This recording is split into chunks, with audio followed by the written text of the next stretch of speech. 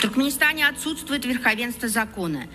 Судьи назначаются и снимаются по личному усмотрению правящей семьи Бердымухамедовых, а следственные органы действуют не в интересах закона, а в интересах этой семьи. Пытки, произвольные аресты и выбивание признаний остаются системной практикой. Расследование не проводится, а виновные не несут ответственности.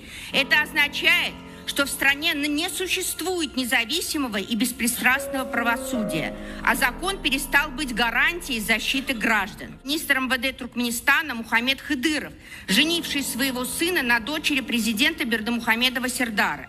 Ни один адвокат не решился взяться за ее защиту, опасаясь мести со стороны силовых структур. Сегодня власти Туркменистана преследуют своих граждан и за рубежом. Во Франции, Канаде, Швеции и Нидерландах действуют нештатные сотрудники туркменских спецслужб.